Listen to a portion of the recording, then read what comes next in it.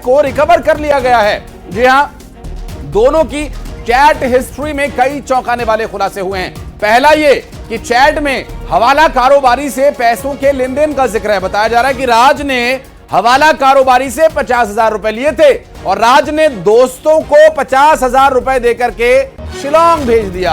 राज का पेटीएम सोनम इस्तेमाल कर रही थी। हनीमून की बुकिंग राज के ही पेटीएम से की गई थी। पुलिस को जांच में 4 संदिग्ध बैंक अकाउंट्स मिले हैं, जिन चारों बैंक अकाउंट्स में लाखों के ट्रांजैक्शन का खुलासा हुआ। देवास का कोई जितेंद्र रघुवंशी है जिसका अकाउंट इसमें एक्टिव था और अब जितेंद्र रघुवंशी की तलाश में पुलिस जुटी हुई है।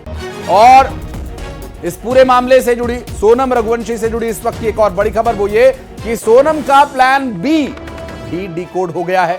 सोनम को पहले राज रघुवंशी ने ना नुकर करी कि वो हत्या नहीं करेगा, वो मारेगा नहीं, तो इस बात की आशंका सोनम को थी कि हो सकता है कि ये चारों मौके पर पहुंचकर मर्डर करने से पीछे हट जाएं।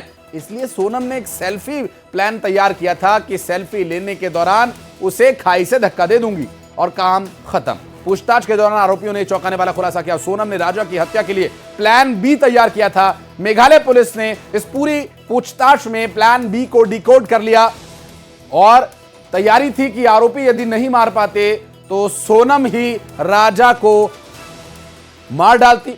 सेल्फी के बहाने राजा को खाई में धक्का देने का उनका प्लान था। दो हमारे सहयोगी, एक प्रीति और मिथिलेश, दोनों ही हमारे साथ जुड़े हुए हैं और इस पूरे मामले पर मिथिलेश, जो दो बड़ी खबर आई है, पहले तो आप ये बताइएगा कि ये जितेंद्र रघुवंशी के बारे में क्या डिटेल मिल पा रही है। ये जो हवाला से जुड़े लोग हैं, जो अकाउंट्स इसमें यूज हुए, उनके बारे में क्या छानबीन चल रही है और क्या मध्य प्रदेश पुलिस इसे इन्वेस्टिगेट करेगी या फिर मेघालय शिलांग पुलिस करेगी, इस बारे में क्या है डिटेल्स?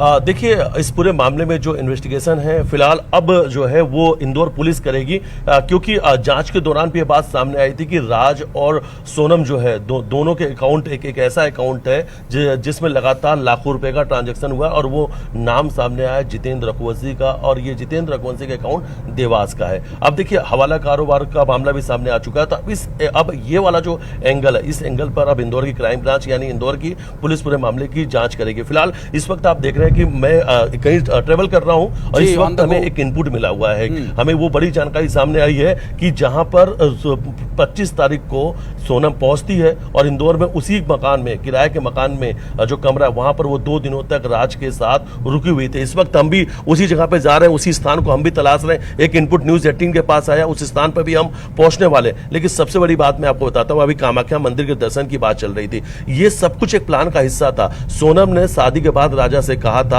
हम पति पत्नी की तरह तब तक नहीं रहेंगे जब तक हम मां कामाख्या के दर्शन नहीं कर लेते हैं, तब तक हमें दूर रहना होगा। इस तरीके की बातें सोनम ने राजा से कही थी और ये कहा था कि सबसे पहले हम कामाख्या मंदिर के दर्शन करेंगे, और यही प्लान का हिस्सा था कि वो राजा को कामाख्या मंदिर दर्शन के लिए लेके गई थी। दूसरी हमारी जो सहयोगी है वो लगातार शिलोंग से है, वो न्यूज 18 में बड़ी जानकारी उन्होंने दी। अब दूसरी जानकारी मैं आपको दे रहा हूं कि कैसे एक एक रूट के बारे में सोनम को पता है, क्योंकि सोनम इससे पहले कई मर्तबा कामाख्या और शिलोंग वाला जो रूट है वहां पे घूम चुकी है। उसके वो अपने परिवार के साथ पिछले साल ही वहां पर गई थी, यानी वो जो पूरा रास्ता है वो पहले से सोनम को पता है। सोनम को वहां की एक एक रूट पहले से पता था, इसीलिए राजा की हत्या की जो स्थान है सोनम ने वो तय किया था शिलोंग में, क्योंकि वो बहुत अच्छी तरीके से शिलोंग को जानती थी और इसलिए उसने कहा था कि इस राज को कि तुम पैसे देकर जो सुपारी किलर्स को हायर करो, उन्हें पैसे जितने चाहिए, लाखों रुपए जो भी देने होंगे वो पैसे मैं दूंगी। और इसलिए राज ने 50,000 रुपए हवाला कारोबारी से लेकर इन तीनों सुपारी किलर्स को दिए कि ये